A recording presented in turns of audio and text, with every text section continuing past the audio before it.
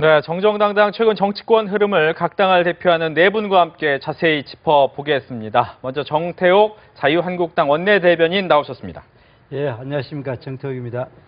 네, 박성중 바른정당 원내부대표 나오셨습니다. 예, 서초울 지역 박성중 의원입니다. 네, 김경엽 더불어민주당 의원 나오셨습니다. 예, 부천 원미갑 출신 더불어민주당 김경엽입니다. 이용호 국민의당 원내대변인 나오셨습니다. 네, 전북 남원 임실 순창 출신 국민의당 원내대변인 이용호 의원입니다. 네, 중국의 사드 보복이 노골적이고 또 전면적으로 번져가고 있는데요. 한국 관광 상품 판매 금지, 또 반환 시위 등 중국 전역으로 확대되는 모습입니다. 먼저 관련 영상을 보고 자세히 짚어봅니다.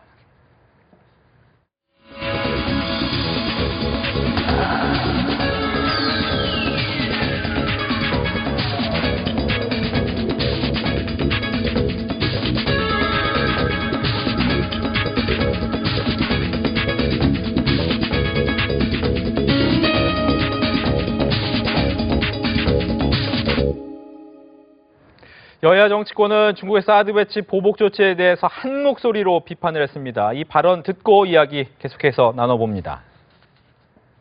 묵인 방관해온 책임이 누구보다 중국에 있습니다. 다음 정권 출범 전까지 사드 배치를 완료해 주시기를 거듭 당부드립니다. 민주당과 문재인 전 대표는 무엇이 두려워 사드 배치에 대한 분명한 입장을 밝히지 못하는 것입니까? 외적인 보복 조치로는 당면한 현안 문제를 해결하지 못할 것이라는 점을 분명히 밝혀줍니다. 사드 배치에 대한 경제보복은 한중 우호 관계를 위해서 바람직하지 않다고 다시 한번 지적합니다. 네, 중국의 사드 배치에 대한 보복 자체에 대해서는 각 당 모두가 잘못된 일이다라고 지적은 하고 있지만 그렇다면 사드 배치 문제를 어떻게 해결할 것인가에 대해서는 좀 다른 느낌을 보이고 있습니다. 정태욱 대변인부터 얘기를 듣겠습니다. 어떻게 해야 됩니까? 중국이 이렇게 정말 그 사드 보복을 하는 거는 대국답지 않는 치졸한 행위인 것은 맞습니다. 그런데 이것이 중국은 이번 한국이 처음이고 이런 경우로 많았습니다.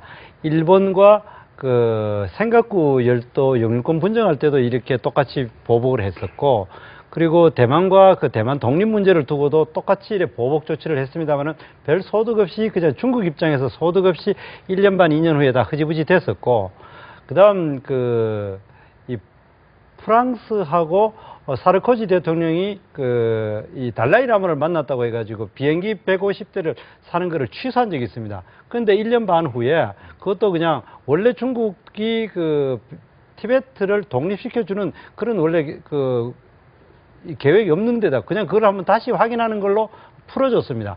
결국 이것이 장기화됐을 때 중국이 별로 그렇게 실익이 있은 적이 별로 없는 상황인데 이렇게 했는데 우리가 미리 여기서 양보를 하고 겁을 먹으면 안 된다고 생각합니다. 그래서 이 문제의 근본적인 원인은 중국이 북핵을 저렇게 용인함으로써 나타난 사태이기 때문에 오히려 우리 한국이 더욱더 단호한 입장을 취함으로 인해서 만약 중국이 계속 북핵을 용인한다면 단순히 사드 하나 문제가 아니라 한 개 포대 문제가 아니라 더 대량으로 올 수가 있고 심지어 전술핵조차도 한반도에 배치될 수 있어가 중국의 안보 이익에도 결코 도움이 되지 않는다라는 것을 중국을 확실히 인식시킴으로 인해 가지고 이 문제가 풀어야 된다고 생각하지, 절대 여기에 대해서 우리가 물러나가 중국이 겁을 좀 준다고 해서 그 지레 겁을 먹고 양보를 하거나 물러서서는 안 된다고 생각하는 게 우리 자유한국당의 입장입니다. 네, 보다 확실한 모습을 보여줘야 될 필요가 있다. 박성중 원내부대표 얘기 듣겠습니다. 네, 우선 저는 왜 이렇게 중국이 강하게 사드 보복 조치가 나오느냐는 원인부터 한번 말씀드리고 싶습니다. 우선 우리 황교안 대행 또 자유한국당 대처를 잘못했다. 정말 외교적으로 정말 노력하고 뭔가 또 노력하고 어떤 조치를 했어야 되는데 선 조치를 못하고 외교적인 노력도 못하고 전반적 부실이 흘렀기 때문에 이런 것이 흘렀다는 것을 첫째 지적하고 싶고요. 두 번째 또 지적하고 싶은 것은 더불어민주당과 마찬가지다. 어떤 틈새를 제공했다. 문재인 대표 같은 경우는 차기 정부에 넘겨라. 또 이재명 후보 같은 경우는 필요 없다, 철회해라. 이런 여러 가지 왔다 갔다 하다 보니까 중국 입장에서는 충분히 대한민국의 어떤 여기에 끼어들 여지를 만들어줬다. 그런 관점에서 저는 크게 한 4가지 정도의 해법을 제시하고 싶습니다. 우선 가장 중요한 것은 방금 우리 정태욱 의원도 이야기를 했습니다만은 지금 와서 사드 배치를 철회한다든지 다음 정권에 이양한다든지 하면 한국 외교력은 앞으로는 없다. 한번 나간 외교력은 다시 회복되지 않는다. 지난 2000년도 우리가 그 중국과의 마늘 파동이 있었습니다. 네. 그때 한번 물러났기 때문에 중국이 또 이렇게 논다는 말씀을 드리고 싶고요. 두 번째 말씀드리고 싶은 것은 이제는 정정당당하게 원칙에 의해서 어느 정도 강경하게 나가라. 예를 들어서 WTO 제소할 것은 제소하고 또 우리한테 여러 가지 어떤 제재를 취하는 것을 확실히 좀 적극적으로 조사를 해서 그것은 세계적으로 알릴 것은 알리고 해서 정말 대국답지 못하다는 이런 것을 알려줘야 된다. 네. 이런 말씀을 드리고 싶고요. 더 나아가서 지금 그 뭐 여당에 말씀드리고 싶습니다만 황교안 대행이 못한다면은 김관진 국가안보실장이라든지 중국의 양제스 그 외교 담당 국무위원이 있습니다. 이런 고위급 채널을 해서 뭔가 움직여야 뭔가 풀리지. 이렇게 가만히 보고 걱정만 해서 풀리지를 않는다. 고위급 채널을 즉각 가동해서 뭔가 조치를 매듭을 마련하라. 이런 말씀을 드리고 싶고 그 아울러서 지금 국회라든지 국회의 우리 사당이라든지 대선 후보자가 정말 어떤 그 초당적 결의안이 나와야 된다. 예. 외교란 것은 한 목소리가 나야지 두 목소리, 세 목소리 나면 얼마든지 끼어들 여지가 있다. 그런 차원에서 저는 예를 들어서 북핵이라든지 북한의 미사일 관계가 해결되면 사드는 그 다음날 바로 우리는 철수하겠다. 이런 어떤 약속을 한다든지 해가지고 정말 우리의 어떤 정치를 한 목소리로 해줘야 대한민국의 어떤 외교의 미래가 있고 외교의 해법 실마리가 있다. 저는 그렇게 생각합니다. 네. 이번에 김경엽 의원에게 질문을 드릴 텐데 뭐 어떻게 보면 더불어민주당이 좀 빌미를 제공한 부분도 있다라는 지적도 있었고 또 외통위 간사도 맡고 계시기 때문에 이 부분에 대한 얘기를 좀 듣겠습니다. 예, 우선 중국의 사드에 대한 보복은 정경불리라고 하는 국제적인 룰에서 어긋나는 것입니다. 그래서 대국답지 못한 소국적인 행동이다 이렇게 생각을 하고요. 그러나 문제는 우리가 이것을 풀어가기 위해서는 굉장히 냉정하게 대응해야 된다고 생각합니다. 이것은 섣불리 감정적으로 내지는 국가 대 국가 간에 어떤 감정적으로 해결하려고 했다가는 굉장히 큰 낭패를 볼 수 있다라는 생각이고요.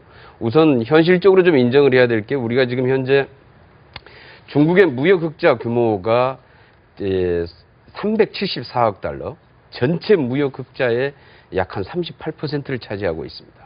그 다음에 대중 교역액이 1224억 불입니다. 전체 교역량의 25.1%를 차지하고 있습니다. 한국 경제하고 굉장히 연관성이 긴밀하고 우리 경제에 미치는 영향도 대단히 크다는 것에 대해서 현실을 인정을 해야 합니다. 그리고 여기에 대한 대응은 우선 사드 배치 결정을 발표하기 전부터 그동안에 야당에서 수차례 지적을 했습니다. 이것은 사드 문제에 대해서는 중국도 이전에는 이 문제에 대해서 굉장히 우리 정부에 대해서 강력하게 반대 의사를 표명을 했고 전달을 해온 것으로 알고 있습니다. 그리고 그 당시에 야당도 이 문제는 섣불리 건드렸다가는 굉장히 어려워진다 이렇게 생각을 했고요. 그래서 이명박 정부 때까지 미국의 오래된 사드 배치 요구에도 불구하고 사드 배치를 계속 미루고 있었던 겁니다. 그리고 우리 정부는 계속 거기에 대해서 부정적이었습니다. 그런데 문제는 이번에 작년에 이 사드 문제를 결정하면서 갑자기 기습적으로 발표를 하게 됩니다. 쉽게 얘기하면은 이 한민구 국방부 장관이 국회에 나와서 답변을 할 때는 전혀 검토한 바가 없다. 사드 배치에 대해서 이렇게 답변을 했다가 3일 있고 나서 바로 전격적으로 사드 배치 결정을 발표하게 됩니다. 이건 무슨 얘기냐 하면은 사전에 이런 사드 배치 문제에 대해서 주변국들에 대한 설득 과정이나 이해를 시키려고 하는 노력, 내지는 국민적인 동의를 얻으려고 했던 노력, 이런 게 전혀 없었다는 얘기입니다. 지금 현재 사드 문제에 대해서는 그 성능이 검증된 바가 없습니다, 우선. 그래서 여러 가지 성능에 대한 문제 제기들이 많이 되고 있습니다. 두 번째는 이것이 우리 안보에 정말로 실효적인 것이냐, 안보에 도움이 되느냐, 북핵 문제를 해결하는 데 실제로 도움이 되느냐, 이런 문제에 대한 의견도 여러 가지가 있습니다. 그리고 문제는 이것으로 인해서 주변국들이 굉장히 긴장을 하고 있는 상황에서 이런 노력 없이, 사전에 이런 것들을 노력 없이 기습적으로 결정을 했다는 것 자체가 외교적으로는 굉장히 이것은 그 신뢰 관계에 큰 타격을 가져오는 겁니다.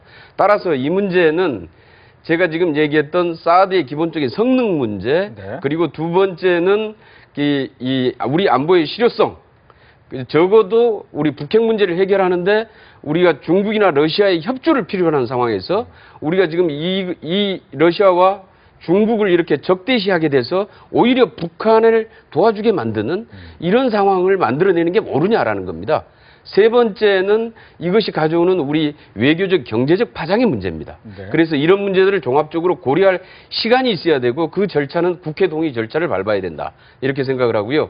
그래서 지금 시간이 굉장히 없습니다. 그래서 다음 정부에서 바로 이와 같은 세 가지 부분을 충분히 검증하고 검토해서 네. 국회 동의 절차를 거쳐서 결정을 하는 것이 해법이다. 이렇게 생각을 합니다. 알겠습니다. 그 세 가지에 대해서는 잠시 뒤에 다시 질문을 드리겠고요. 여기 먼저 이제 이용호 원내대변인의 이야기 먼저 듣겠습니다. 중국이 사드 관련해서 보복으로 나오는 것은 사실 해결책도 아니고 또한 거기에 우리가 또 굴복해서 해결될 문제가 아니라고 생각합니다. 외교는 결국은 힘입니다. 힘이 있어야지 외교에서 밀리지 않는데 물론 이제 원인을 따져보면 사실은 뭐 잘잘못이 없는 것은 아니지만 그러나 이 시점에서 중국이 저렇게 우리에 강하게 압박하고 난 상태에서 저희가 굴복해서는 안 된다고 생각합니다. 그러나 그동안의 그 과정을 따져보면 정부가 너무 안이하게 대응한 것은 사실인 것 같습니다. 작년 처음에 사드를 배치를 결정할 때 소위 3노라고 하는 요청도 없었고 협의도 없었고 결정도 없었다라고 하다가 나중에 이제 갑자기 발표를 했거든요. 그 이후에 사실 야당에서 강력하게 얘기했습니다. 이거 틀림없이 경제적으로 문제 생긴다. 그때 유일의 경제부총리가 이렇게 얘기했습니다. 정치와 경제는 분리될 것으로 예상한다. 대규모 보복 조치는 없을 것이다. 이렇게 얘기를 했어요. 그 외에도 사실 국회나 야당에서 수없이 얘기했습니다. 그런데 최근에 이제 가시적으로 수출이 줄어들고 있는데도 불구하고 우리가 먼저 보복이다 이렇게 지레 짐작할 필요는 없다 이렇게 한가한 얘기를 해요. 그리고 엊그제도 뭐라고 그랬습니까? 이 관광을 실제로 중단시키는데도 불구하고 대응할 것이 있으면 적절히 대응하겠다. 정말로 말로만 하는 거예요. 그리고 윤병세 외교부 장관도 지금 뭐 국제 규범에 어긋나는 일이 있으면 면밀히 검토해서 필요한 조치를 하겠다. 그러나 한 번도 조치를 한 게 없습니다. 정말로 국민이 답답할 지경인데 저는 이 시점에서 과거 우리가 대응을 잘못한 것은 다 이제 차치하고라도 지금은 정부가 강력하게 입장을 일단 표명해야 됩니다. 우리가 뭐가 무섭습니까? 사실은 지금 우리 김경업 그 의원님 말씀하셨듯이 중국과 지금 한국이 교역이 수출이 굉장히 많습니다. 우리가 사실은 그 피해보는 만큼 중국도 손해를 볼 수 있는 거예요. 네. 마찬가지로 관광객 차단했지만 거의 1,000만이 500만이 오고 500만이 가는 겁니다. 그런 차원에서 이 상황에서는 정부도 강력한 입장을 표명을 하고 그리고 또한 적어도 중국이 이렇게 나오면 중국도 손해볼 것이라고 하는 것을 일단 보여주고 그리고 수출이나 이런 여러 가지에서 다변화시키면서 동시에 적어도 미국이 사드를 배치하면서 MD 체제에 이제 편입된다는 것이 이유이기 때문에 미국도 이런 것에 대해서 적어도 입장을 표명토록 하고 또한 우리 박 의원님 말씀하셨듯이 중국과도 또한 외교 채널을 가동해야 된다고 봅니다. 외교라는 것이 힘으로 하는 것이면서 동시에 정말로 전쟁을 하지 않는 협상이거든요. 그런 차원에서 어떻게든지 외교력을 발휘해야 된다. 무능하게 정부 지금 외교 당국자나 책임자가 말로만 적절한 대응 운운해서는 안 된다고 봅니다. 네. 이제 뭐 조금 전에 이제 김경엽 의원이 한 세 가지 정도 이유를 좀 이야기를 했습니다. 그렇기 때문에 다음 정권에서 좀 논의하는 것이 맞다라고 했는데 여기에 대한 이제 반론을 좀 들어야 될 것 같습니다. 먼저 네, 얘기 듣겠습니다. 정태영 의원님. 지금 우리 더불어민주당 입장에서는 우리가 중국에 경제적으로 의존한 바가 너무 크고 그리고 또 여기에 여러 가지 복잡한 문제가 있기 때문에 지금 결정하지 말고 다음 정부에서 결정하자. 저는 우리가 제시할 수 있는 해법 중에 가장 나쁜 해법이고 잘못된 해법이라고 생각을 합니다. 왜냐하면은 지금 중국에 우리가 경제가 의존도가 높기 때문에 보복이 두려운 것도 사실입니다만은 이거를 뒤로 연장을 끌면 끌수록 더욱더 보복의 그 압박 수위는 높아질 겁니다. 지금 현재의 그 보복을 가져왔는 것 또 사실 더불어민주당이 저렇게 이 뭐 중국말을 들을 듯 자꾸 하니까 오히려 압박이 높아진 측면이 있기 때문에 현재 체제를 가져온 것도 더불어민주당의 책임이 굉장히 크다고 생각하는데 하물며 그거를 지금 대선이 지금 뭐 빠르면은 한 두세 달 있지만 또 어떻게 보면 또 내년에도 미뤄질 수도 있는데 정권이 바뀌려면은 그때까지 하면은 중국은 지금 롯데 정도 하고 관광객 제한하는 정도가 아니라 현대자동차나 삼성 핸드폰에 대해서도 분명히 이 압박을 가할 겁니다. 그리고 또 우리가 이거를 다음 정권으로 넘긴다는 거는 그거는 정말 전략적으로 잘못하는 건데 우리가 지금 이 정부 내에서 빨리 결정을 해버리고 그것이 다음 정부가 여당이 되든 야당이 되든 그때는 이미 기정사실화 되고 난 다음에 오히려 양보할 수 있고 할 수는 있는데 그거를 지금 만약 더불어민주당 주장대로 지금 결정하지 않고 다음 정부로 넘길 때까지 엄청난 보복은 수위를 높여갈 것이고 그렇게 된 다음 우리 국회에서 논의 과정 모든 것이 다 언론에 다 노출되고 그게 다 중국에서 모니터링 할 때마다 그럴 때마다 그것이 과연 국익에 바람직하냐? 네. 저는 전혀 바람직하지 않고 오늘 이 순간에서는 정부와 대응이 여러 가지 이용호 의원님 지적하는 그런 부분을 포함해가지고 이 순간에는 속전속결로 빨리 사드 문제는 조치를 끝내고 기정사실화 시켜놓고 그 다음 실제로 중국이 여러 나라 일본이나 대만이나 프랑스나 그리고 또 류 사오보에 대해서 이 노벨 평화상을 주고 노르웨이 연어 네. 금지시켰죠. 그런 부분에서 결코 제대로 성공한 적이 없습니다. 그럴 때는 빨리 이거를 우리가 전격적으로 사드를 배치하고 난 다음 기정사실로 시켜난 다음에 그때가 협상을 하는 게 오히려 정말 민주당이 집권을 한다 하더라도 그때가 집권하는 것이 훨씬 알겠습니다. 협상에 좋은 고지를 차지할 거다 네. 생각합니다. 박성중 의원의 얘기까지 듣고 반론 기회를 드리겠습니다. 박성중 의원님. 지금 현재 사드가 배치되지 않았다면은 옛날 400년 전에 명청교체기에 강해군이 선택했던 실리외교를 선택하는 것이 좋습니다. 그러나 일단 배치가 결정된 이상 이것을 뒤로 돌린다는 것은 이 외교에 전혀 맞지 않다. 굉장히 우리한테는 큰 마이너스가 될 수 있다. 이런 말씀을 우선 드리고 싶고 아까 경제이익 때문에 우리 위원님께서 여러 가지 말씀을 많이 하시는데 지금 현재 우리가 중국에 수출하는 한 1,200억 달러 이상 대부분 80%가 중간재입니다. 중국이 그걸 활용해서 또 다른 돈을 버리는 그런 형태의 거이기 때문에 그렇게 크게 신경 쓸 것이 없다. 이런 말씀을 드리고 싶고 두 번째, 관광객 급감 때문에 굉장히 신경을 쓰는데 작년에 중국 관광객이 우리한테 온 것이 한 800만 들어왔습니다. 우리 관광객이 우리 관광객이 넘어간 게 한 450만 같습니다. 아마 돈으로 치면 우리끼리 훨씬 많을 겁니다. 그런 관점에서 우리가 정정당당하게 해야 된다. 방금 아까 우리 정태욱 의원도 이야기했습니다만은 그동안 일본 어떤 센카쿠 열도라든지 대만의 어떤 차윙 어떤 정권 수립이라든지 노르웨이 관련이라든지 이런 거 세게 나간 나라들은 거의 이겼습니다. 강대국 외교를 상대할 때는 정말 강한 거에서는 약하고 약한 거에서는 강한 것이 외교의 본질입니다. 그런 관점에서 우리가 그걸 충분히 해야 된다는 말씀을 드리고 싶고 또 이제 한 가지 더 말씀드리고 싶은 것은 우리가 외교 관계를 할 때 중국과 소련을 생각 안 할 수가 없는데 이 중국과 소련을 등지고서 외교가 되겠느냐. 지금까지 중국과 소련을 외교를 해도 북한이 이렇게 핵도 개발하고 미사일도 개발했지 않습니까? 네. 그 아울러 한 가지 더 말씀드리면은 지금 현재 북한이 개발한 미사일 중에 성능이 가장 좋은 것이 최근에 쏜 북극성2입니다. 이동식 고체 연료. 그것을 추격시켜 맞출 수 있는 것은 지금 대한민국에 어떤 미사일도 없습니다. 그래도 가장 가능성이 높은 것이 사드다. 그런 관점에서 대한민국 특히 나아가서 지금 현재 성주 사드도 대한민국 국민을 1차 보호하는 것이 아닙니다. 미군 보호입니다. 그런 관점에서 수도권 주민 보호를 위해서는 사드가 추가로도 배치돼야 된다. 이런 관점까지 생각한다면은 전반적으로 우리 더불어민주당도 문재인 후보, 이재명 후보, 당의 어떤 의견, 당론 이런 관점에서 정말 대한민국 국가의 국민의 이익을 생각해서 다시 한번 심각하게 같이 한 목소리를 내야 된다. 이런 말씀을 드리고 싶습니다. 네, 반론 듣겠습니다. 우선 좀 가장 답답한 게요. 우리 박근혜 정부와 여당이 국정을 책임지는 자세가 필요합니다. 국정은 모험적으로 운영하는 게 아닙니다. 적어도 냉정한 국제 질서를 바라봐야 되고 우리 국익에 어떤 게 도움이 되는지에 대한 객관적인 평가가 필요한 겁니다. 그런데 지금 현재 사드 문제는 사드 성능 문제 제가 얘기했습니다. 검증이 안 되지 않았습니다. 사드 성능 문제는 지금 현재 우리 국방부도 잘 모릅니다. 제가 자료 요청했습니다. 아직까지 자료 나온 거 없습니다. 록히드 마틴사가 지금 해서 그 홍보용으로 내보내고 있는 자료와 미 국방부 보고서가 있습니다. 그런데 거기에도 보면은 사드의 요격률이 제각각입니다. 그 다음에 사드 자체는 이 동시다발로 미사일이 날아올 경우에 요격 범위가 절반으로 줄어듭니다. 그 다음에 고각 발사할 경우에는 더 줄어듭니다. 비나 눈이 올 경우에는 요격률이 현격하게 떨어진다. 이렇게 해서 미 국방부 보고서가 얘기하고 있습니다. 마치 사드가 미사일을 모두 다 격추할 수 있는 것처럼 얘기하시는데요.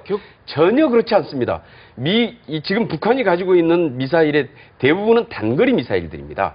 단거리 미사일은 고도가 사드 고도에 맞춰지지 않습니다. 고도 40km 이하에 주로 한국이 짧기 때문에 여기에 떨어지게 돼 있고, 그 다음에 장사정포가 굉장히 위험한 겁니다. 다시 말해서 북한의 미사일을 이 사드가 막아낼 수 있는 이 비율이 실제로 10% 정도도 채 안 됩니다. 두 번째는 문제는 여기에 사드 기지를 지금 배치를 하면서 우리가 기습적으로 발표한 것입니다. 주변국들이 경계하고 있는 상황이었습니다. 그런데 지금 문제는 뭐냐면은 중국은 여기 사드 기지를 목표로 하는 동북아에 미사일 기지를 건설하겠다 이렇게 나오고 있습니다. 러시아도 극동에다가 지금 이 미사일 기지를 만들겠다. 사드 기지를 목표로 하는, 이건 무슨 얘기입니까? 우리가 북한 미사일을 막기 위해서 배치하려고 했던 사드 때문에 이제는 러시아 미사일, 중국 미사일까지를 걱정을 해야 될 판국이 된 겁니다. 이게 우리 안보에 도움이 됩니까? 그 다음에 세 번째. 우선 북한의 지금 핵 문제를 제재와 압박을 지금 가하고 있습니다. 국제사회가. 여기에는 절대적으로 중국이나 러시아의 협조가 필요합니다. 특히 지금 이 북한 무역의 90% 이상을 차지하고 있는 북중 무역에서 중국의 협조가 대단히 필요합니다. 그런데 사드 배치가 결정된 이후에 이 북중 무역이 늘어나기 시작을 했습니다. 원유도 중단했다가 원유도 지금 다시 공급을 하고 있습니다. 사드 배치가 되고 난 다음에 북한이 중국과 러시아에 오히려 삼각동맹을 강화시키고 경제 교류도 늘어나고 있는 겁니다. 이게 북핵 문제를 해결하는 데 도움이 되겠습니까? 결국은 아무것도 도움이 되지 않는 겁니다. 지금 현재. 그렇다면은 이런 문제들을 냉정하게 따져야 됩니다. 결국은 우리가 외교라는 것은 기본적으로 중국도 전략적인 동반자 관계라고 얘기합니다. 러시아도 포괄적인 동반자 관계 이렇게 얘기합니다. 한미 동맹과 전략적 동반자 관계와 포괄적인 동반자 관계. 네. 우리가 이 강대국과의 외교 관계를 어떻게 실질적으로 잘 활용하고 여기에서 우리가 중심이 돼서 균형자 역할을 취하면서 우리 국익을 최우선적으로 관철시킬 것인가를 고려해야 합니다. 이 사드 문제의 해법은 바로 여기에 있습니다. 제가 저도 전혀 발언을 좀 이쪽까지 얘기 듣고 예. 넘어가겠습니다. 한마디 좀 말씀을 사실은 제가 소변 출신이기 때문에. 사드를 배치해야 되느냐 이 논란은 오래 전에 사실은 충분히 됐습니다. 그래서 사실은 명확하게 사드 배치를 반대했던 당은 사실 국민의당입니다. 당으로 정했던 것이고요. 그러나 지금 이 단계에서 조금 전에 논의했듯이 과연 차기 정부로 넘겨야 되느냐 이런 부분 문제 논의를 하고 있는 중인데요. 어떻게 보면 버스 이미 떠난 얘기가 아닌가 싶습니다. 사실 저희가 초반에 결정이 막 발표됐을 때 그때는 저희는 원위치시키고 싶은 마음이 강했고요. 또 야당에서는 적어도 이 외교라고 하는 것이 적어도 야당은 때로는 반대를 해줘야 됩니다. 왜냐하면 미국과 외교를 하든 중국과 외교를 하든 그래서 적어도 이것을 가지고 우리 국회로 가지고 와라. 네. 그래서 비준을 받도록 해라. 그래서 정부가 핑계를 대도록 하는 여지를 주는 것이거든요.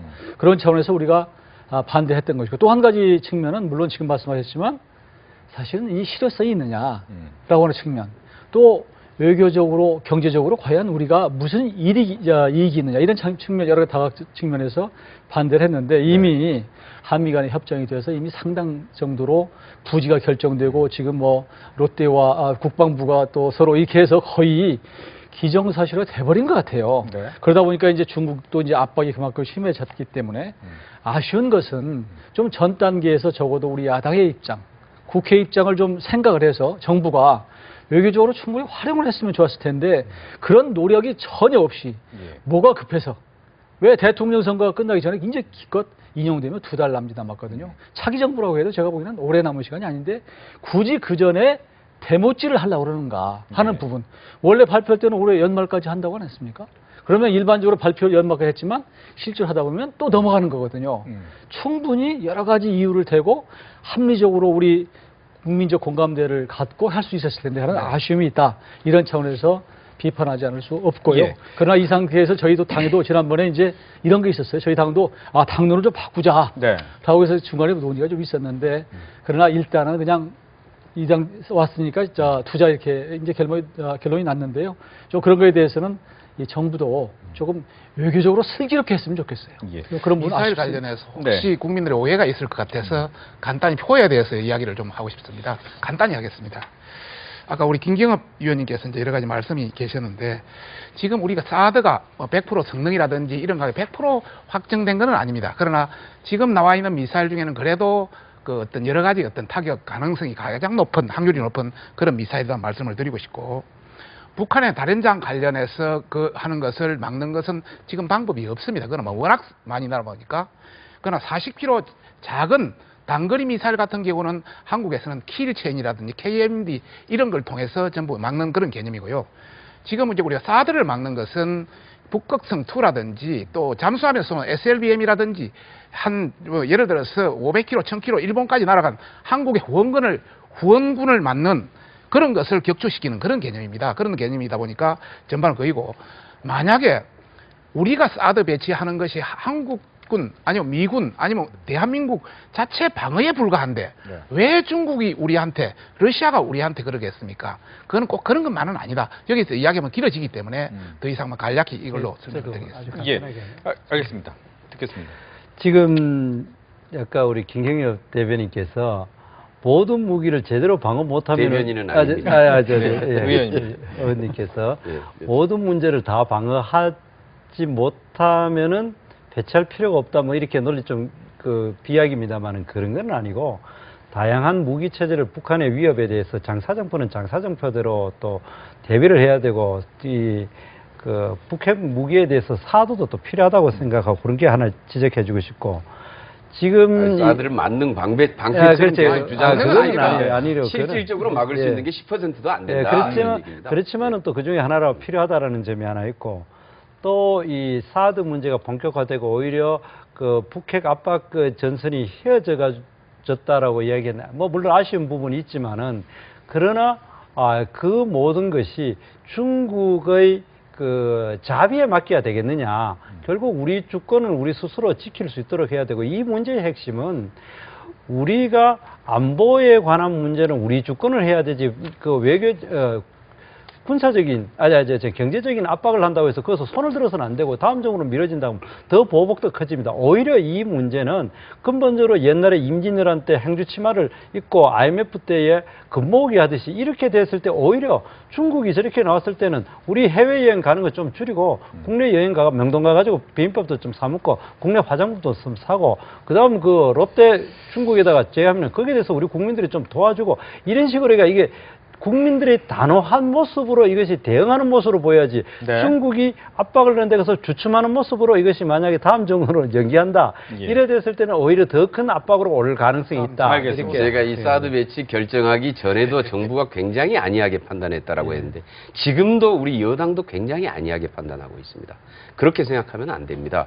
이것을 무슨 야당이 할까 말까 다음 정부로 미루자 그러니까 보복이 강해진다. 이건 전혀 얘기가 안 되는 얘기입니다. 왜 그러냐면은 이미 사드 배치 결정 전에 사드를 만약에 한국이 배치할 경우에 중국은 7단계 경제보복 시나리오를 가지고 있었습니다. 그걸 가지고 작년 국정감사에서도 대정부 질의에서도 전부가 다 야당에서 다 질의했습니다. 여기에 대한 다 대책들이 있느냐, 대책을 다 세워놓고 하느냐, 다 해서 걱정했습니다. 정부 아무런 대책이 없었습니다. 이 경제보복 조치는 있지 않을 것이다. WTO의 제재를 받기 때문에 불가능하다. 주로 이런 얘기만 계속 되풀이하고 전혀 대책을 마련해 놓지 않았습니다. 지금까지도 마찬가지입니다. 그리고 이제 와서 TF 구성한다고 합니다. 완전히 뒷북 대응입니다. 이번 사드로 인한 이 경제 문제와 외교적인 파장은 한마디로 얘기하면 소탐 대실 외교의 표본입니다. 그리고 지금 우리 정부의 가장 무책임하고 무능한 외교의 모습의 그 표본이다. 저는 이렇게 생각합니다. 알겠습니다. 여기서 이용호 의원까지 얘기 듣고 이 주제는 좀 끝내도록 하겠습니다. 정부가 좀 당당했으면 좋겠다 그런 말씀을 드리고 싶습니다. 처음에도 배치를 결정할 때도 당당하게 우리가 사드가 필요하다. 우리가 필요해서 하는 것이라고 충분히 국민적 컨센서스를 갖고 했으면 이런 문제가 안 생겼을 겁니다. 근데 조금 전에도 말씀드렸지만 전혀 그런 협의도 없고 또 요청도 없고 결정된 바도 없다고 그러다가 갑자기 했단 말이에요. 그렇게 우리한테 필요한 것이면 우리가 하자고 그래야 되죠. 그러니까 우리 이제 야당이나 국민들 일부가 생각한 것은 이게 우리가 필요해서 한 것이 아니라 미국이 필요해서 하는 거 아니냐. 그런데 이 사드라는 게 실제로 검증도 제대로 안 되고 실효성도 없고 또 외교적으로도 여러 가지 손해다라고 하는 것 때문에 사실은 많은 반대가 있었습니다만 그러나 이미 실이 많이 지나버려서 결정된 상황이어서 이제 보복이 현실화된 이런 상황 아니겠습니까? 그러니까 이 단계라도 저는 자꾸 말씀드리는 것은 정부가 지금이라도 당당하게 할 얘기를 국제적으로 외교적으로 해라. 지금도 그냥 입에 발린 소리 무슨 필요한 조치를 하겠다. 면밀히 검토하겠다. 이런 얘기만 해서는 그리고 국민들한테 애국심에만 호소하는 이런 정부 갖고는 안 된다라고 하는 것을 강하게 요구하고 싶습니다. 야당도 마찬가지다. 더불어민주당도 마찬가지다. 그리고 뭐 강경 이걸- 대응 얘기하는데 강경 대응할 수 있는 대책이 있습니까? 없잖아요. 아니, 그러니까 현실적으로 이 부분에 대해서는 그런 게 아니, 국제 그, 질서나 예, 외교 관계는 예. 정말로 김정일 그래서 의원님, 냉정해야 되는 네, 겁니다. 사실 우리가 냉정해야지. 중국이 냉정하지 못하니 공격을 하면 우리가 야당에도 당할 있다. 수밖에 없지만 우리는 거기에 대해서 견뎌야 됩니다. 사실 우리가 중국에 대해서 의존도가 높은 것은 어떻게 보면은 이제까지 혜택을 많이 받습니다. 이제는 정상 너무나 한 나라에 많은 의존합니다. 이제는 다변화도 시켜야 되고. 그럼 뭐 장기적인 과정이 필요하다고 그런데 생각합니다. 여기에 네. 대해서 우리가 중국 말에 듣고 굴복을 하는 순간에 우리는 정말 미래가 없다라는 말을 이야기하고 있습니다. 예, 알겠습니다. 이 사드 얘기는 이 정도로 하고요. 다음 순서도 있습니다. 이 바로 탄핵 심판을 앞두고 헌재에 쏠린 눈과 귀를 좀 분석해 보겠는데 각 당을 대표하는 네 분과 함께 계속해서 토론을 이어갈 텐데요. 먼저 주제 영상 보고 오겠습니다.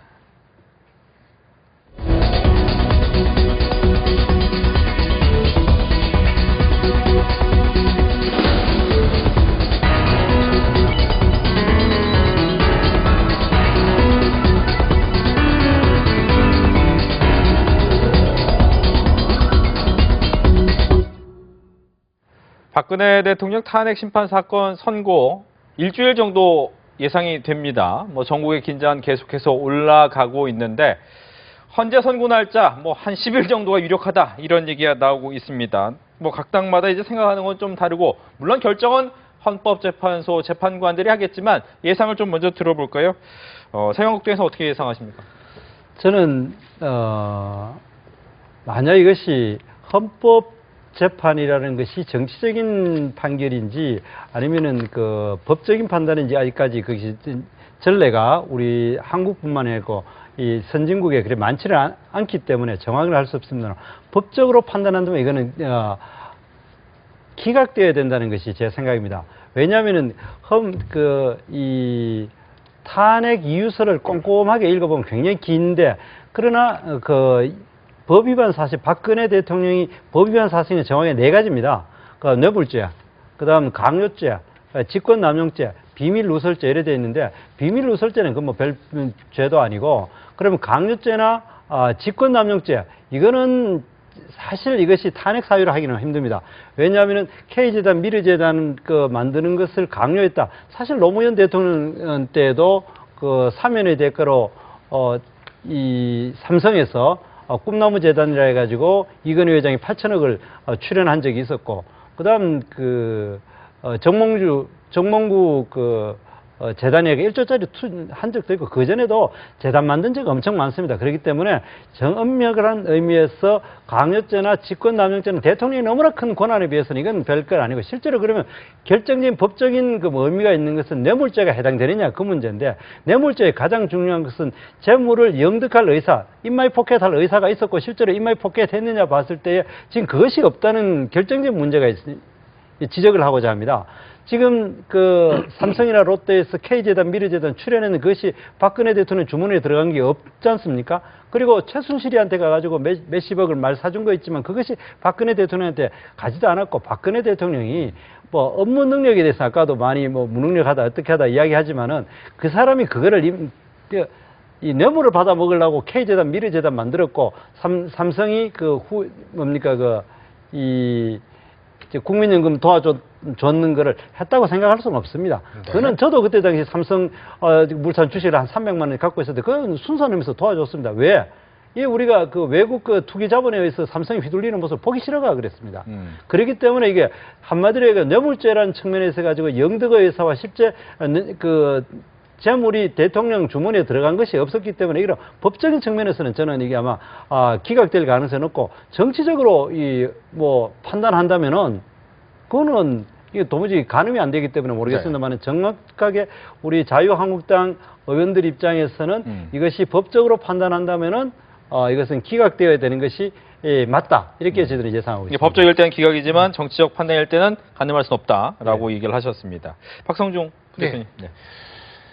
현재 그 박근혜 대통령이 탄핵된 사유가 13가지 사유, 탄핵 소추 사유가 13가지 사유입니다. 그 중에 한 건만 해당돼도 탄핵이 해당됩니다. 그래서 저는 결론적으로 말씀드리면은 인용될 수밖에 없다. 법적으로 보면은 그거는 분명히 개별적인 사유들이 다 있기 때문에 그 중에 한 건만 해당돼도 인용될 수밖에 없다. 그 한 가지를 뭐 말씀드리고 싶지는 않습니다. 두 번째는 뭐 전반적으로 지금 국민의 77%가 탄핵을 인용하라, 인용해야 된다. 이런 어떤 여론이라든지 이런 걸 감안했을 때 뭐 여론 가지고 하는 건 아닙니다만은 전반적으로 지금 분위기라든지 이런 걸 봤을 때 인용될 수밖에 없는 것 아니냐 이런 판단을 하고 있습니다. 알겠습니다. 인용될 가능성도 높고 예. 아마 국민의 뜻도 그런 것 같다라고 네. 이제 이야기를 해주셨고요. 김기현 의원님. 유신 때에 만들었던 비영리 법인이 4개가 있었습니다. 그것을 나중에 박근혜 대통령이 이후에 그게 이사장 또는 이사로 계속 취임하면서 실질적으로 비영리 4개 법인을 다 운영을 합니다. 그리고 이것을 운영을 하면서 여기에서 실제로 정치적 기반을 마련합니다. 그리고 실질적으로 이 재단들이 나중에 동원돼서 선거 때까지 실제로 이 굉장히 중요한 역할들, 핵심적인 역할을 하게 됩니다. 저는 그 사례에서 출발했다라고 생각합니다. 그리고 이번에 K스포츠재단, 미르재단도 역시 똑같은 그 유신 때의 그 모델을 가지고 하는 겁니다. 다시 말해서 전두환 전 대통령이나 노태우 전 대통령은 직접적으로 개인이 받아서 주머니에 넣었다. 뭐 이래가지고 처벌을 받았습니다. 비영리 법인으로 만들어서 똑같은 대가성으로 해서 받아서 하는 건 처벌을 안 받습니까? 그렇지 않습니다. 이번에 미르재단이나 K스포츠재단도 마찬가지입니다. 만약에 사면을 해주는 대가로 받거나 면세점을 허가해주는 대가로 받았거나 아니면은 기업의 합병이나 상속을 승계시켜주는 대가로 이런 기업들로부터 이런 거액의 자금을 받아서 내지는 또한 그 사이에 그 가장 친하다고 하는 최순실 비선 실세의 딸 그리고 거기에 뭐 딸의 친구의 아버지 이런 개인적인 기업들에게까지 모든 특혜가 이렇게 주어지고 이것과 이것을 제대로 제대로 처벌하지 않는다고 그래서 이걸 보호하지 않는다고 그래서 실제로 이 정부의 고위 관료들이 좌천을 당하거나 잘리고 이런 일들이 총체적으로 벌어진 겁니다. 이게 다시 말해서 이번 사건은 국민에게 권력을 위임받은 대통령이 실제로 비선 실세에게 그 실권을 다 넘겨줬고 그래서 국정 운영을 포기한 것입니다. 비선 실세가 다 조종한 것입니다. 이렇게 해서 벌어지는 헌정 질서의 유린이고 국정농단이고 그렇게 해서 탄핵 사유가 13가지가 나와 있습니다. 이미 이 13가지에 대해서도 입증될 만큼 입증 자료는 차고 넘쳤습니다. 이번에 헌재 판결에서 대통령 측 대리인단이 제시한 그 입증하는 증거를 반박하거나 그것을 부정한 어떤 근거도 제시하지 못했다. 이렇게 봅니다. 따라서 이번 이 탄핵 심판은 당연히 인용될 것으로 보고 있고 선고 시기는 가능한 한 빨라야 된다 이렇게 생각합니다. 지금 국정 상황이 총체적인 난국입니다. 이걸 언제까지 끌고 가야 됩니까? 적어도 국정 공백을 장기화시켜서는 안 되고 더 늦추지 말고 신속하게 끝내야 되고 그리고 이 조기에 대선을 통해서 새 정부가 출범함으로써 이러한 총체적 난국을 해결해 갈 수 있는 기틀을 다시 마련해야 된다. 그래야지 이 국정 운영이 정상화되고 국가가 대개혁을 할 수 있다. 이렇게 생각합니다. 네, 초반에 이제 정태욱 대변인께서 뇌물죄가 되려면 스스로에게 이익을 좀 취해야 되는데 그 부분이 이제 비영리 법인이라고 직접적으로 들어가지 않는 부분에 대해서 좀 그렇게 볼 수 없다라는 부분을 주된 내용으로 하면서 기각되면 안 된다라는 얘기를 해주셨습니다. 그럼 이제 이용호 원내대변인의 얘기 듣겠습니다. 저는 이미 박근혜 대통령은 이미 국민 마음속에서 탄핵된 지 오래입니다. 사실 이거 이번에 인용은 그냥 마무리하는 것이다. 저는 당연히 인용되리라고 생각을 합니다. 그 내용은 뭐 열거하기도 어려울 정도로 많고 이미 뭐 숱하게 언론에 보도된 것을 저는 믿습니다. 그리고 이런 정도가 탄핵이 안 되면 그러면 나라를 팔아먹어야 됩니까? 저는 반드시 탄핵이 되리라고 봅니다. 그리고 제가 생각하는 것은 박근혜 대통령이 국회에서 탄핵된 이후에 사실은 특검이나 헌재나 이런 데 대하는 것 자체도 특검의 사유라고 생각합니다. 예를 들면 국민 앞에 나와서 내가 검찰에 나가서 충분히 얘기한다.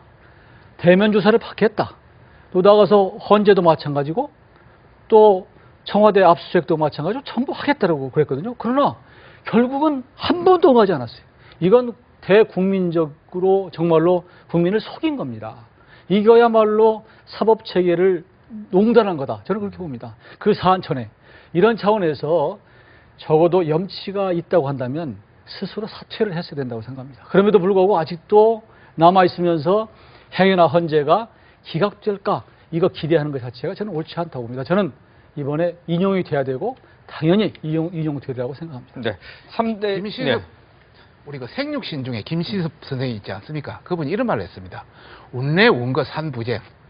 구름이 오고 구름이 가는 것을 산이 어찌 다투리요 이런 말을 했는데요. 정말 본인이 죄가 없고 정말 가하다면 왜 증거도 나고 대면 조사도 하지 않고 나와서 묵비권을 행사하고 이렇게 하겠습니까? 뭐 구체적인 하나하나는 말하지 않겠습니다. 그 말을 결론적으로 말씀드리고 싶습니다. 네. 어제 하나 좀 추가로 언론에 보도됐던 내용인데요. 국정원 4급 간부가 올해 초부터 헌재 재판관들의 견해를 파악을 해서 상부에 보고를 해왔다. 네. 이런 보도가 있었습니다. 이것은 이 현 정부의 현 정부가 헌재 재판관들을 사찰을 했다는 의혹이 제기가 된 겁니다. 심각한 문제다. 저는 이렇게 생각합니다. 정말 이게 사실이라고 그러면은 이것은 사법부의 독립을 무너뜨리고 또다시 헌정 질서를 유린한 대단히 심각한 문제이고 이거 하나로도 솔직히 말해서 이건 뭐 이 탄핵 사유다. 저는 네. 이렇게 생각합니다. 예, 그래서 이 부분도- 문제에 대해서 네. 진상 규명이 철저하게 이루어져야 합니다. 이 부분도 계속해서 얘기를 좀 나눠봐야 될 부분이긴 합니다. 국정원에서는 이 부분에 대해서 명확하게 얘기를 했습니다. 이제 사실 무근이다. 따라서 이 부분에 대해서는 정정 보도를 요구할 것이고 이 부분에 대한 이야기도 이 보도한 방송국에 대해서 이야기할 것이다라고 국정원에 대해서는 얘기를 했지만 말씀하신 것처럼 이 부분이 정치권에서 계속해서 이야기가 안 될 수는 없을 부분이기 때문에 여기에 대한 얘기를 나눠보도록 하겠습니다. 그 문제에 대해서는 네.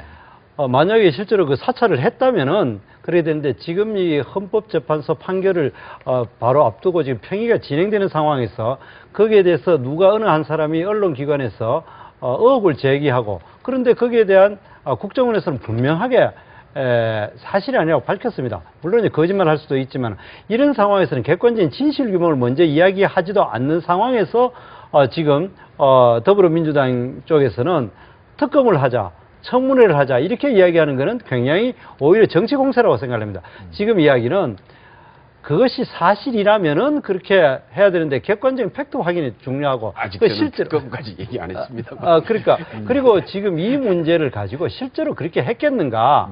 실제로 영향을 미치게 저는 상상하기 어렵다고 생각합니다. 지금 이 정부의 그 장악력이나 능력이나 이 국정원의 지금 국정원이 실제로 굉장히 그 정권의 보루이기도 하지만 굉장히 정치적인 집단인데 그쪽에서 대통령을 편들어 가지고 탄핵당하고 있는 대통령을 편들어 그런 일을 했겠는가 이런 객관적인 정황으로 봤을 때 이거는 또 한 명의 누군가가 또 의혹을 제기했고 그거를 너무 쉽게 또 뭡니까 이거를 정치 쟁점화하는 거 아닌가 이건 우리가 냉정하게 살펴볼 필요가 있다. 보도의 내용에는 우병우 수석의 아주 친한 지인의 고위 간부의 지시 이렇게 해서 나와 있더라고요. 여기는 많은 그래서, 의혹과 가정이 들어가 있는데 저도 뭐 이렇게 뭐 저도 사실은 뭐 확인을 해봐야 되겠습니다. 언론에 보도된 내용을 가지고 보면은 이게 사실이라면 대단히 심각한 문제다. 네, 우리 그러면 사실 확인부터 하는 쪽으로 가야지. 예, 그렇죠. 그래서 이제 예, 그렇습니다. 바로 박성중 그걸 의원님이 내고자 듣고 했는 그다음 이영호 의원님께 발언 기회 드리겠습니다. 지금 국정원법에 의하면은 국정원 아이오들 뭐 소위 이야기하는 네. 그 요원들이 지금 할 수 있는 것이 그 대공, 대테러, 대간첩 여기에 한정되어 있습니다. 내부 어떤 걸 못하게 돼 있는데 막 통상적인 아이오가 어떤 정보의 어떤 그런 차원에서 한 것이 아닌가 생각을 하고요. 전반적인 거는 정확한 그 진단이 나와야 거기에 의해서 하는 것이 좋겠다.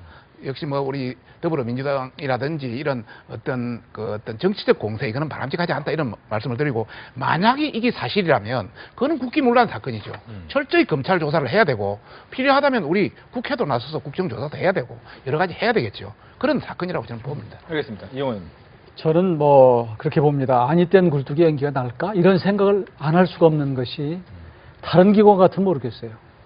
그동안의 국정원이 이 해왔던 것들, 여러 가지 과거에 정말로 있어서는 안 될 일들, 이런 것들이 가끔 있었단 말이에요. 이것이 결국 국정원의 어떤 의심을 갖게 하고 결국은 자업자득인 측면이다. 그러니까 보도를 사실은 아직은 우리가 명백하게 실책 진실이 규명이 안 됐습니다만, 아, 국정원에서 그랬을 수도 있겠구나라고 국민들이 생각하게끔 하고 있다.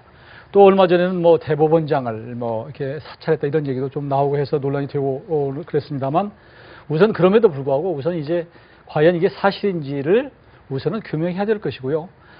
여하튼 이제 정치 권력의 교책이 있느니만큼 국정원도 좀 차제에 거듭나게 했으면 좋겠고요. 그래서 다시는 이런 것들로 오해받지 않도록 하고, 왜 국정원이라고 하는 것이 필요한가?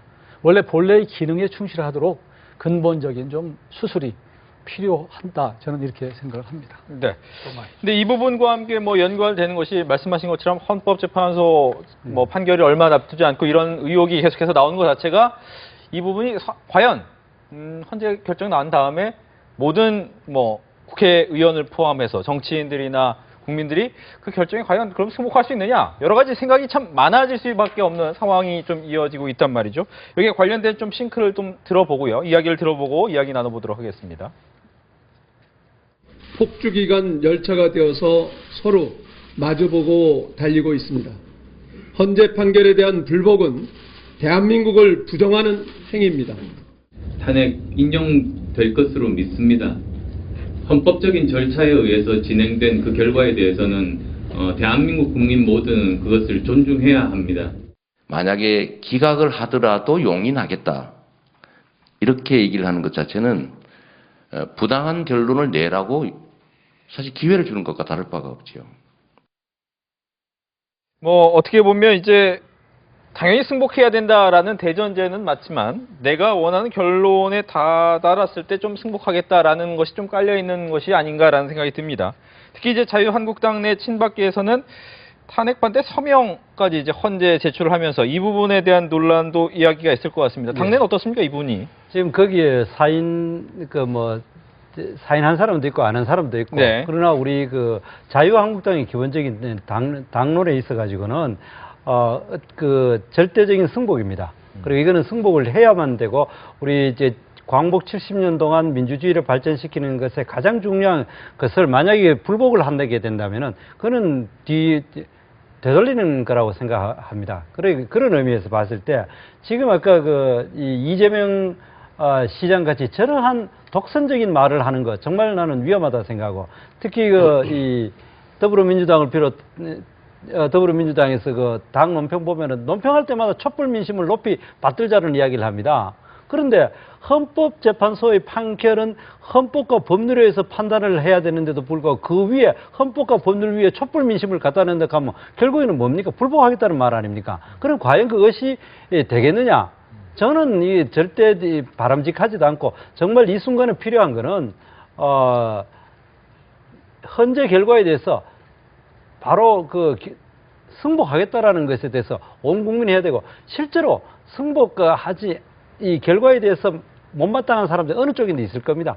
그렇지만은 그렇게 됐을 때, 만약 불복을 제대로 했을 때 나타날 수 있는 국가적인 혼란은 말도 못하기 때문에, 네. 이제는 여기에 대해서는 더 이상 하지 말고 제대로 승복하는 것에 대한 분위기를 가져가야 된다고 생각하고, 예. 정말 우리 여당 쪽에서도 일부 의원들이 태극기 집회에 나갑니다만은 그 야당에서는 아예 당론으로 해가지고 그냥 촛불을 거기 집회에 나가가지고 선동을 하고 있는 이런 행태는 정말 우리가 다시 한번 저희들은 가서 이 정치인은 촛불 집회에 마이크를 주지 않습니다. 선동할 기회도 주지 알겠습니다. 이 부분 근데 한 가지만 잠깐만 더 질문 탄핵 드려야 될 반대 게 집회하고 있습니다. 다릅니다. 왜냐하면 그 부분에 대한 대답이 명확하지 않았던 부분이 있는데, 지금 친박계 내에서 탄핵을 반대하겠다라는 서명을 내지 않았습니까? 이 부분이 그렇다면 당론에서는 상관없이, 상관없이 그냥 그 개인적인 내용에 의견으로 불과하다. 예, 예. 네, 알겠습니다. 박성중 의원님. 예. 지금 정치인들 립 서비스로는 전반적으로 탄핵에 승복해야 된다 이렇게 많이 이야기하고 있습니다. 네. 그러나 실상을 들어가 보면 친박 중에 친박들 나와서 하는 말을 한번 보십시오. 정말 이거 승복 못하겠다는 말, 혁명을 해야 된다고 승복 못하겠다는 말입니다. 그 다음에 우리 이재명 시장이라든지 뭐 일부 더불어민주당 후보들 나와서 여러 가지 연단에 서서 하지는 않았지만은 여러 가지 어떤 방송용 멘트라든지 이런 걸 보시면 이것 아니다. 이 정치인들이 갈등을 부추긴다 이런 말씀을 드리고 싶습니다. 이대로 가면 대한민국은 두동강 납니다. 정말 뭔가 달라져야 된다. 저는 그래서 결과는 무조건 승복하되 각 당 대표 대선 주자들이 전부 모여서 우리는 헌재 절대 승복하겠다. 공동 성명을 한번 발표하게끔 그런 어떤 조치가 필요하다는 그런 생각이 들고요. 두 번째, 정부도 혹시 탄핵이 인용이 되든 기각이 되든 국민들한테 여러 가지 협조 행동 요령이라든지 이런 걸 해서 뭔가 우리의 어떤 분란을 최소화시키는 정부의 노력도 필요하다. 전혀 움직임이 없다. 그런 말씀을 드리고 싶고요. 참고로 내 편 가르는 이 정치인들은 완전히 중대범죄로 단죄하는 이런 조치가 있어야 되겠다는 생각이 듭니다. 우리가 450년 전에 임진왜란이 일어나기 3년 전에 기축사라는 게 있었습니다. 선조 때 동인을 1000명이나 죽였습니다. 그래 놓고 대한민국이 지금 그런 게 일어나지 않는다고 보장 못합니다. 참고로 유명한 역사학자 What is History, 그 역사란 무엇인가 쓴 E.H. 카라는 분이 역사는 진보한다 그랬습니다. 정말 우리가 이번 이 박근혜 대통령의 탄핵을 계기로 대보했어야 되겠습니까? 뭔가 진보하는 그런 모양새를 정치인은 물론이고 시민단체건 경제계건 언론이건 같이 힘을 합쳐야 된다. 지금 이 그대로 분열되게 놔두면 대한민국은 퇴보할 수밖에 없다. 네. 그것을 말씀드리고 싶습니다. 김경일 의원님. 지금 탄핵에 대해서 찬반의 입장이 있다. 그리고 이것을 마치 진보와 보수의 문제랄지 내지는 어떤 이념적인 문제 이렇게 봐서는 절대로 안 된다고 생각합니다. 양비로는 특히 더 위험합니다. 문제는 이번 대통령에 대한 탄핵은 국정농단 세력, 정경유착, 부정부패를 어떻게 척결하고 나라를 좀 새롭게 개혁해 갈 것인가. 저는 그 출발이어야 된다 이렇게 생각합니다.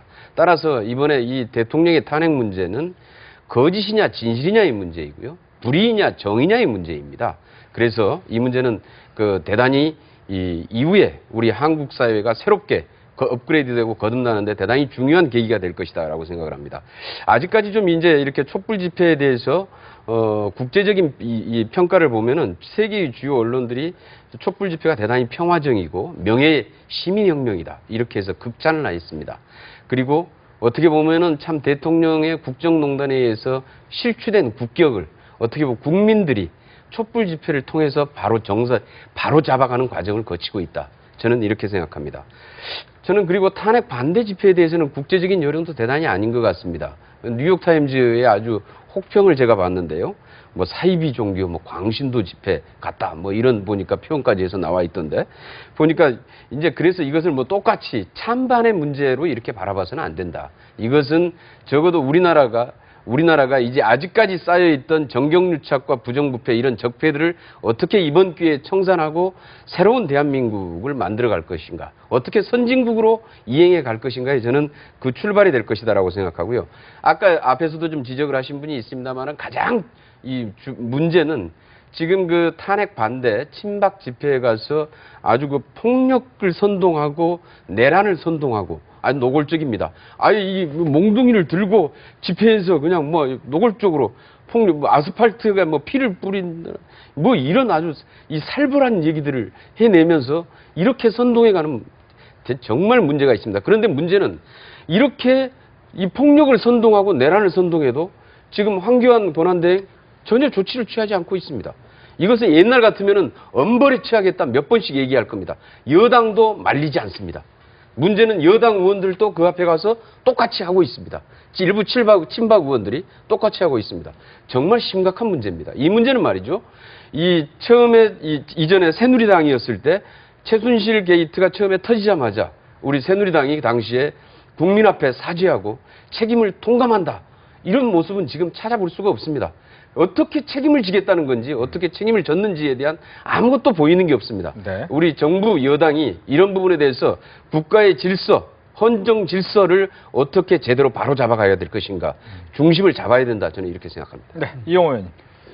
헌재 판결의 승복 여부를 사실은 논의한다고 하는 것 자체가 참 불행한 일이라고 생각합니다. 당연히 승복해야 되겠죠. 그러나 지금 아까 앵커께서도 말씀하셨지만 대부분 승복해야 된다고 말로는 그러면서 자기가 원하는 결과가 나왔을 때라는 전제가 말하지 않지만 있는 것 같습니다. 저는 어떤 결과가 나와도 승복해야 된다고 봅니다. 그리고 이번에 헌재는 저는 뭐 개인적으로 인용이 되리라고 보고요. 그런데 그 전에 또 한 가지는 어쩌면 대통령이 그 전에도 그만둘 수도 있지 않나? 한때 나와서 뭐 그런 그 추측이 있었습니다만 그런 경우에 또 어떤 혼란이 있지 않을까 이런 생각도 또 해보고요. 만일 헌재가 그 인용했을 경우에 그럼 바로 대선 국면으로 가거든요. 그래서 바로 대선 국면으로 가면서 헌재의 판결을 대선 국면으로 정치적으로 활용하고자 하는 정치 세력들이 있을 것이다. 이 부분에 대한 우려도 상당히 큽니다. 마찬가지로 그 반대 결과가 나왔었을 때 또 과연 이 우리 민심이 어떻게 하고 과연 뭐 촛불이든 뭐 태극기든 어떻게 할 것인가 이런 부분에 대해서 적어도 정치 지도자들이라면 이제는 이 우리가 박근혜 대통령을 탄핵한 것은 헌법을 위반했기 때문입니다. 그런데 그 결과 헌법 여부를 판단한 헌재의 결정을 만약 승복하지 않는다고 하는 것은 참으로 불행한 일이기 때문에 서로 어떤 결과가 나오더라도 저는 당연히 되리라고 이렇게 판단하고요. 당연히 정치적으로는 정치 지도자들 활용하지 말아야 된다고 저는 얘기하고 싶습니다. 네, 시간이 없기 때문에 짧게 듣겠습니다. 네. 지금 우리 김경엽 의원님 말 자체가 굉장히 단호하면서 그 말 자체가 우리 승복이 진짜 필요하다는 것을 다시 절감시키는 말입니다. 저렇게 그 탄핵이 당연히 돼야 되고 그것이 바로 정의고 선이다 이런 이야기하는 것이 너무나 이것이 그 상대방을 그러고 반작을 일으킵니다. 촛불이 사실은 아까 의미 있었는 거는요. 그 탄핵이 소추될 때까지는 그랬습니다. 탄핵 소추 이후에도 촛불을 높이 쳐들고 그냥 혁명을 하자, 시민혁명을 하자, 촛불 혁명을 하자 하니까 그보다 더 많은 숫자가 태극기 집회에 모였는 거고, 그리고 또 그렇게 불복을 그 촛불 집회에 여당 의원님들이 가가지고 이야기를 하니까 또 태극기 집회에서도 그렇게 갑니다. 이렇게 서로 상승작용을 해서는 안 되고, 네. 그 의원님 말이 맞을 수도 있고 그렇지만은 나도 틀릴 수 있다는 그 정신을 가져야만이 그것이 바로 우리 헌법 정신이고 자유민주주의 정신인데 저렇게 정의를 때 비정의로서 이야기하는 이재명식 그 발언으로 가면은 우린 정말 이 문제는 큰일이라고 생각합니다. 알겠습니다. 우리 네. 문제 맡깁시다. 예. 다들 이제 헌법재판소 결정이 나오게 된다면 거기에 대해서 이제 승복은 할 것이다라고 믿고 오늘 대담은 여기까지 하도록 하겠습니다. 오늘 네 분 함께 해주셔서 고맙습니다. 네. 네, 고맙습니다. 복잡한 정치 이슈를 공정하고 당당하게 풀어보는 정정당당, 오늘 준비한 내용은 여기까지입니다. 다음 주 일요일 8시 40분에 다시 찾아뵙겠습니다. 시청해주셔서 고맙습니다.